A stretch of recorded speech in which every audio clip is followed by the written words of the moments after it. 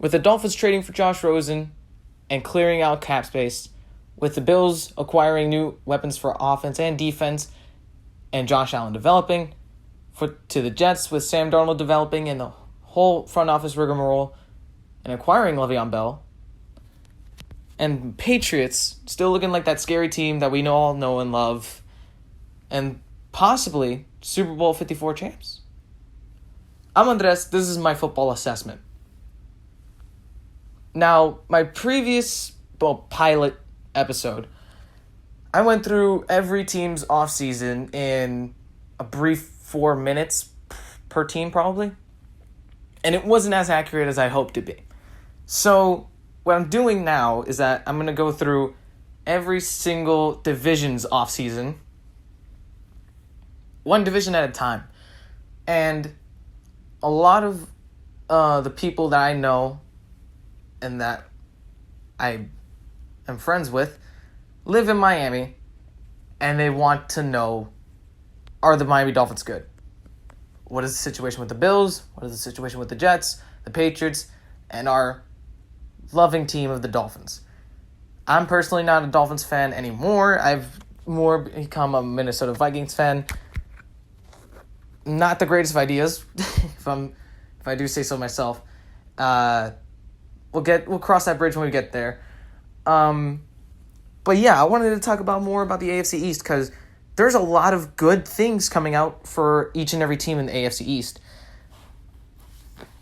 I wrote a page full of notes, just briefly covering the most important things to point out for each team. And since a lot of my viewers and a lot of the people I know want to hear about the Dolphins, I'll talk about the Dolphins first. Because honestly, I love what they did, okay? It wasn't the Josh Rosen trade that got me on board with the Dolphins, okay? It was the fact that they cleared so much cap space, they made the moves they did, and they have so much potential. They're a young team. They're a young, developing team, and I love that. They fired their head coach. He went to New York. They got a new head coach.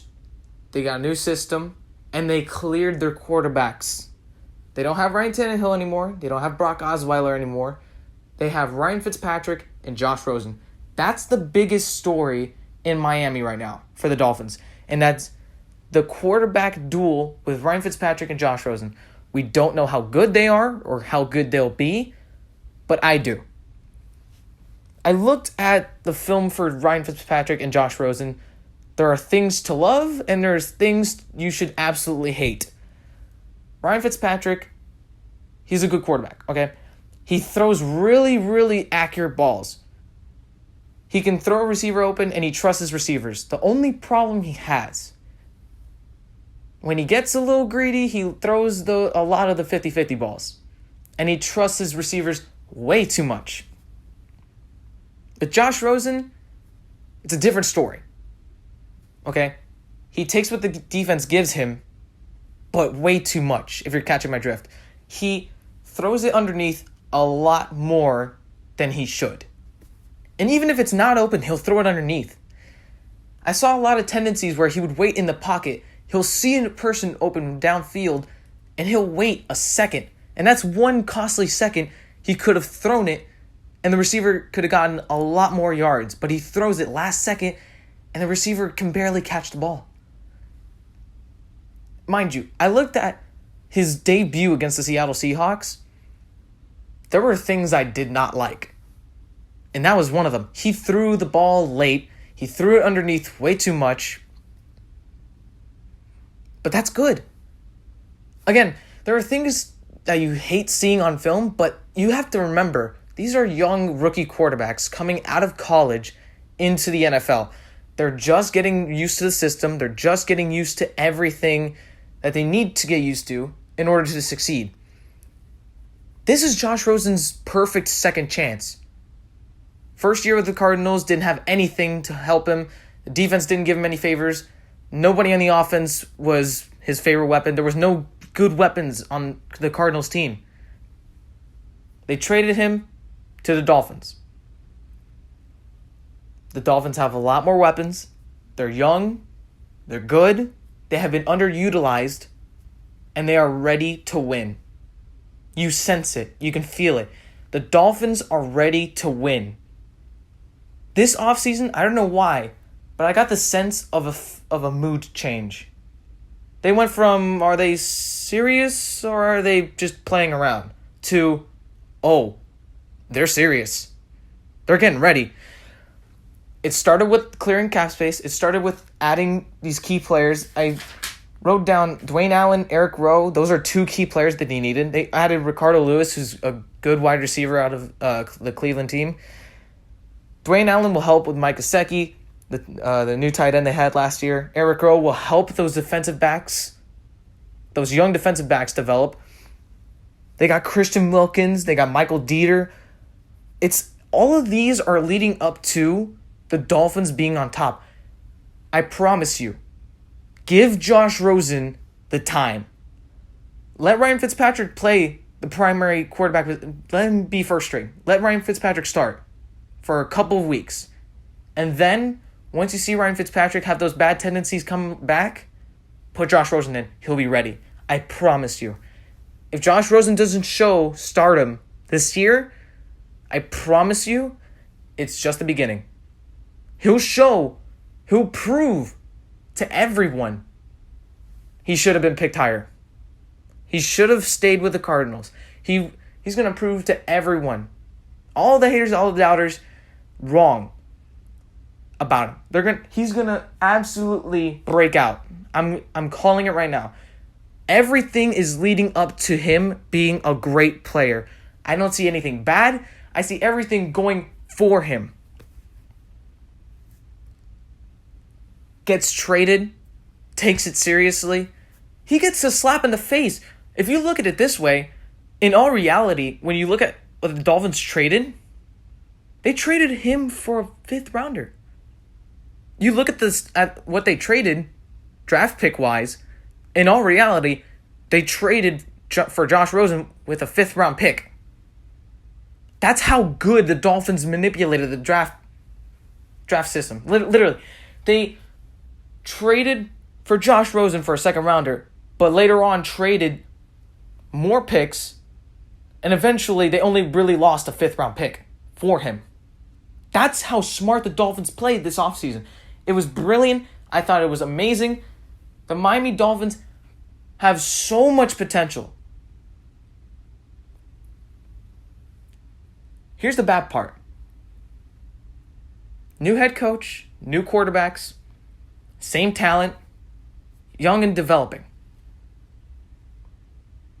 If they don't capitalize in the next 2 years with this situation, I promise you, the Dolphins will have no more second chances. This is it. If the Dolphins have had a more opportune time to go and be on top of the AFC East once again, this is it. This is it. No more second chances for the Dolphins. After next season, when they go 8-8 or 7-9, they have the potential to sign a star receiver to a max deal, sign other key players, and they'll be ready. 100% they'll be ready. The Dolphins are here to capitalize. They are not playing around anymore. They are getting serious. They're becoming a strong and efficient team. I promise you, Josh Rosen will be their franchise quarterback. It is happening. But these other teams have the chance to be on top too. The defense for the Dolphins, the new additions, I love it. But here's the other situations that they have to go through. The Buffalo Bills, the Jets, and the Patriots. The Bills first. The Bills add new players from the offseason.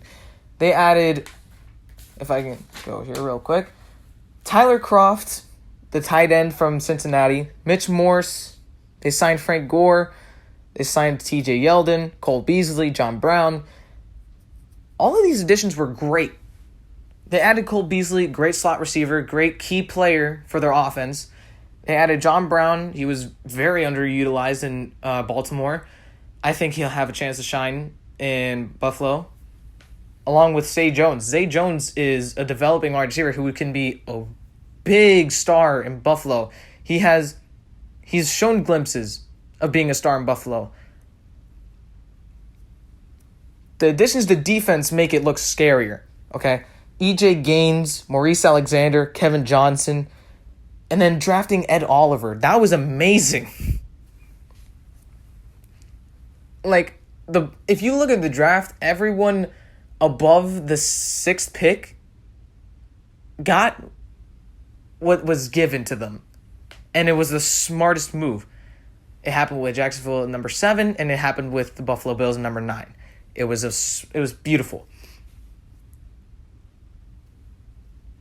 If I'm going to be honest, I looked at Josh Allen's film, and I did look at certain quarterbacks' films a couple times in the past weeks. Josh Allen, so far, I loved his film. I absolutely loved this film. Watching Josh Allen was the most entertaining and the most accurate way of how every rookie quarterback should follow. Like, picture this, okay? Young rookie quarterback, doesn't do well his first year, but you see him slowly develop each and every week. Getting smarter, making the smarter decisions, making the smarter throws. That's what Josh Allen did. I saw from week 1 where he got subbed in the Baltimore Ravens game, doing absolutely bad, to week 16, week 17, him getting better, utilizing his mobility the right way, throwing really good short and intermediate throws. It was awesome. I loved it. It was something that I loved watching because I was like, he's doing what every rookie quarterback should do. He still needs to develop a deep ball. He has a great arm, good short and intermediate accuracy. And I loved this. When I watched this film, he uses his mobility, okay? He's 6'5", he can run. But there's a difference between using your being mobile when you need to rather than you want to. A lot of quarterbacks run when they want to, when they feel like nothing is open, when they don't see it.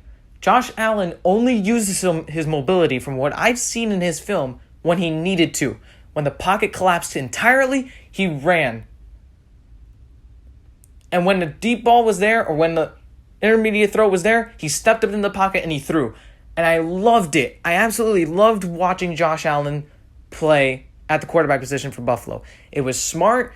It was amazing. I loved watching every minute. I couldn't believe how well developed he has become over the course of those 17 weeks. It was amazing. I loved it. And I couldn't be any happier for any Buffalo fan because he's their franchise QB. On and off the field, he is doing amazing things. Off the field, he's mature. He's like that 30-year-old vet. He's that mature. On the field, he's making those smart decisions. He's looking great. He needed these weapons, okay? What the Buffalo Bills did this offseason, they did it correctly. The front office was smart in the decisions they made, adding these players.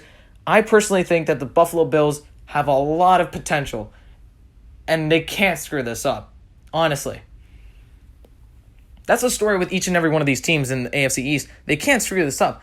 Every one of these teams looks so ready to be on top, honestly. I love the Buffalo Bills situation. They look so ready. They're ready to become a good team. But are they going to be a good team? Because of these other 3 teams, the Dolphins, the Jets, the Patriots. And that's going to be the same story for the Jets and even the Patriots. Because there's a lot of things that a lot of people didn't see that happened under the radar.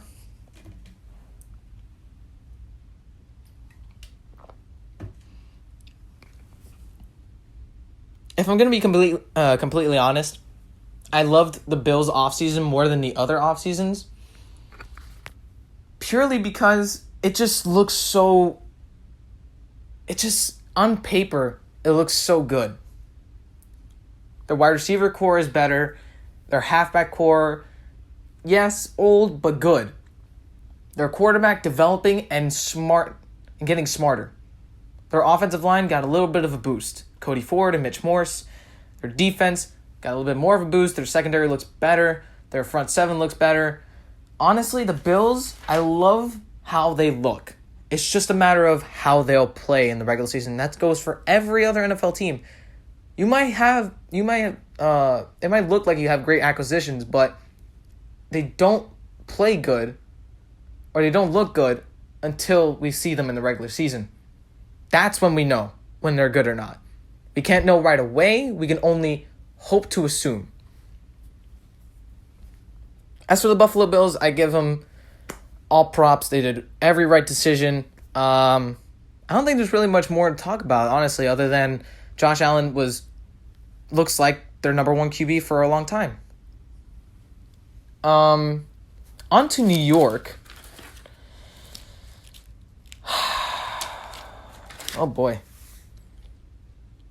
I want to talk about the good first. I want to talk about Sam Darnold, okay? From what I've seen, from what I've heard, Sam Darnold, bullet of an arm. He looks good. He has the face of a franchise QB. Is he going to be a great QB? Like the rest of the rookie quarterbacks, and I'll say this a million times over, you give them time. 1 year doesn't make a difference, okay? Just like Carson Wentz and Jared Goff, okay? Their rookie season, they didn't do that well. Sophomore season, they both did amazing. You just got to give them that 1 season or 2 seasons to develop, and then they can show how good they can be. With Sam Darnold, still needs improvement. From when I saw that first week game against the Lions, those first few minutes, oh my God, I wanted to crawl up in a ball and never see the rest of the game. It was that bad.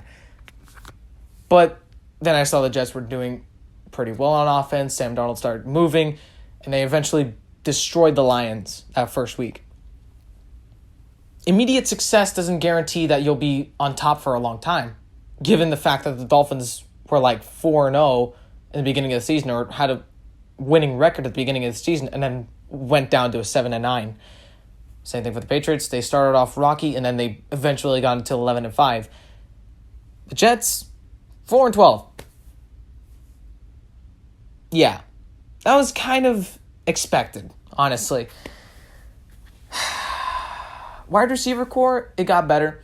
The situation with these 3 teams, the Bills, the Dolphins, and the Jets, you all have young potential wide receivers, but you don't have that primary star receiver, in my opinion. I don't see it, and I don't see it coming soon.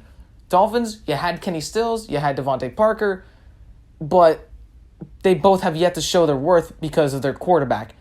Bills, Zay Jones, Cole Beasley, Jamison Crowder.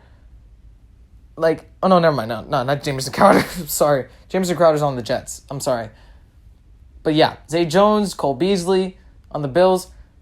They can show that they're star players, but it's only when a quarterback throws to them and they can prove their talent and their worth. That's when you can classify them as the primary receiver. The Jets, Robbie Anderson is not your savior. Robbie Anderson is a good receiver. I just don't think he's that star receiver in New York. Same goes for Jamison Crowder, who they just acquired. I don't see any star receivers in New York, honestly, if I'm going to be 100% honest. As for the halfback position, that's a whole different story. You got rid of Isaiah Crowell, and in place of him, you got Le'Veon Bell and Ty Montgomery. Le'Veon Bell, huge story out of last year. Sat out every single game of the Steelers season. Wanted his paycheck. Didn't get it. So literally, Le'Veon Bell went from playing the season before every single game to sitting on the bench and not playing a single game because he didn't want to. He wanted his money. Which is another Des Bryant situation, which I was like, okay, smart, but not smart. In the end, the Steelers didn't get to the playoffs, and I think it was purely because of Le'Veon Bell, honestly. New York, your halfback core is absolutely awesome. I love it. the additions of Le'Veon Bell and Ty Montgomery make it seem that much scarier. Ty Montgomery, in my opinion, is the receiving back or elusive back. Le'Veon Bell is the more elusive and power back. Like, Le'Veon Bell is the full package. He's elusive, he can power through anyone, and he can catch the ball wherever. Le'Veon Bell is the perfect halfback package, and the New York Jets have him. But I don't like the salary. Neither does Adam Gase. And that's another story I want to get into. But Le'Veon Bell, I've seen good things. He's back on track. We'll see how he does next season. But main story I want to get to in New York, the front office. What happened? They hire Adam Gase as their head coach. Okay, pretty odd. He's a good head coach, I'm not going to lie. His tenure in Miami, he was a bit passive-aggressive. He wouldn't get the players' attention. He wasn't the big man. He was more the little man. Yeah. You should try and voice your own opinion. If you're a head coach in the NFL, you have to stand your ground. You have to show out to the players. You have to have that mean mentality. You have to win. You have to go out there and you have to prove yourself. Adam Gase, not as much. And then not only that, they fire their general manager after a year. So they hired their general manager last year. They fire him this year after doing a great job, mind you.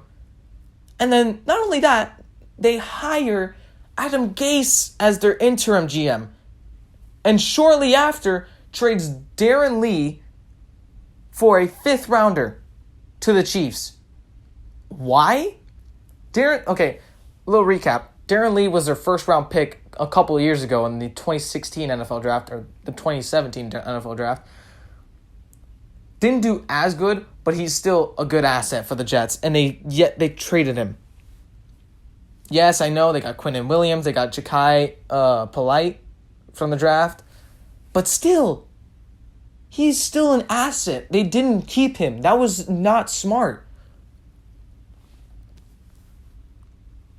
But still, I got to give New York the props during the offseason. They did really, really well. They traded for Kelechi Osemele, the guard from the Oakland Raiders. They got Henry Anderson back. They got C.J. Mosley from Baltimore. That was amazing. They got Brian Poole, the safety. Steve McClendon, the defensive tackle. All of these were smart. I'm just very concerned with their front office. Their team looks good, but their front office is making them seem like a laughingstock, honestly. If they need to fix their front office situation right away in order for them to fully become a serious and good team. Talking about serious, let's move on to the final team in the AFC East, the best team in the AFC East, and Super Bowl 53 champs, New England Patriots. Every Miamian is going to bash me in when I say these opinions, but what I see from New England is they're going to go to the Super Bowl again. Honestly, they're going to go to the Super Bowl. They're going to go to the Super Bowl 54 and win it. It looks like it. On paper, their acquisitions are absolutely amazing. They traded for Michael Bennett from the Eagles. I don't know why they did. I don't know why the Eagles traded him, but whatever. They also re-signed Jason McCourty. They acquired Demaryius Thomas, Benjamin Watson, Dontrell Inman, and Jamie Collins. Like, oh my God. When you look at that, as an NFL fan, you should feel scared. It looks scary. They reacquired Jamie Collins after they traded him away a couple years ago to the Browns. He didn't really do that well. But assuming that the Patriots are the Patriots, he's going to be like the greatest linebacker of all time on the Patriots. That's how it always ends up, honestly. Any player that goes to the Patriots, they are a star. When they leave the Patriots, they're absolute garbage. Here's one thing that's interesting about the Patriots.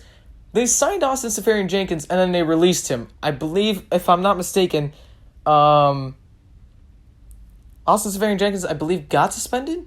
If I'm not, I may be wrong. I looked at it a couple weeks ago. I forgot a little bit, but they did sign him and release him for a reason. I believe it was because he got suspended. But I want to focus on the wide receivers position because, oh my God, it's deadly. It's the first time in a long time that I feel like the Patriots wide receiver position is way too stacked. Demaryius Thomas got released by the Texans because of a police charge last season. Patriots pick him up. Any story about any player in the NFL, the Patriots will pick them up and they'll become stars. Happened with Josh Gordon. He showed glimpses. Then he got suspended indefinitely. Hope you get back, Josh Gordon. You're a great talent. Dontrell Inman. I don't know why the Colts let him go, but he's a great talent. I feel like on the Patriots, he'll stand out. He'll prove that he's a great receiver, and I think he is. I honestly believe Dontrell Inman is a great receiver. And they didn't stop there. They went into the draft, and they drafted N'Keal Harry with the 32nd pick in the draft. Everyone lost their minds. He was projected the number one receiver in that draft class, and with good reason. N'Keal Harry is an insane threat at the wide receiver position.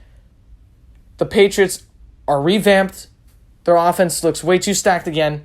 I am scared. The Patriots are going to Super Bowl again. Super Bowl 2020, Super Bowl 54, they're winning. Honestly, at this point, it's a fact. It's not even a spoiler. It's a fact.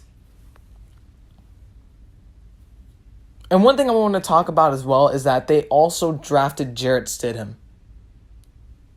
Again, Auburn quarterback. A lot of people are like, he's all right. He isn't good and all that. Just wait until he gets behind Tom Brady and Bill Belichick. He'll turn out to be the greatest quarterback of all time, just like Tom Brady did. Honestly, it happens. Every time you see a quarterback going in the 5th round to behind a Hall of Famer, a future Hall of Famer, they end up being pretty good. Happened with Dak Prescott. Happened with Tom Brady. And now it's going to happen with Jarrett Stidham.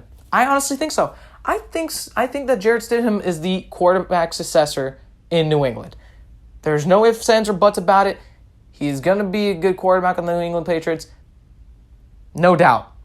That's why I think the Patriots will be on top for just that little bit longer. And that's why every team in the AFC East should be scared. The Jets, the Bills, and the Dolphins should be very scared of what the Patriots have right now. The Patriots make the other teams look like dumpster fires with the acquisitions they made. Honestly, it looks that good on paper, and it's going to look good in the regular season. I haven't felt this scared of the wide receiver corps since they picked up Brandon Cooks a couple years ago, or Josh Gordon last year, and now they pick up N'Keal Harry and Demaryius Thomas and Dontrell. This is insane. And mind you, they also lost one of their main receivers in Chris Hogan, and Rob Gronkowski retired. So, the receiver corps was hurt. But it doesn't mean they're not going to be on top next year.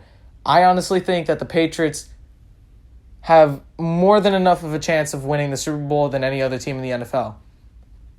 I'm sorry, Chiefs fans. I'm sorry, every other team that wants to go to the Super Bowl. You're going to get spoiled by the Patriots. No ifs, ands, or buts about it. It's done for. The Patriots are going to the Super Bowl, and whoever wins an NFC, good luck. But yeah, that's all I wanted to get through this episode about the AFC East. I wanted to go into each division. It's going to be a little bit or a lot shorter than that first episode I put out. And I think that's a good thing because I don't think a lot of people would want to sit back for an hour and listen to a podcast that probably makes little to no sense to some people. I just hope to be as factual and to be as good as possible. I just want to give you, the listeners, the best information possible. And that's what I want to do. During the regular season, I will go week by week about each team. It will seem a little rushed, but I'm going to try and do that. For you and for everyone else that probably will listen. But yeah, that's going to be it for this episode. If I'm going to honestly give it overall to the AFC East, A+.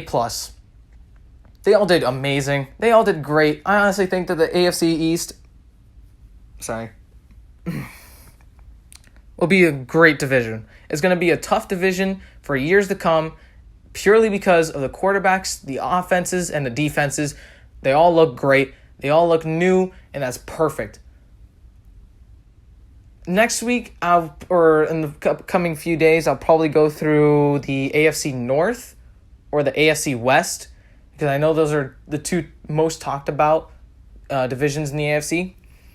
And then I'll lastly go through the AFC South. I'm going to go through each division as quickly as possible, so that way when we hit the regular season, when the NFL season starts, I can start doing week-by-week analysis of each team and how each team is doing.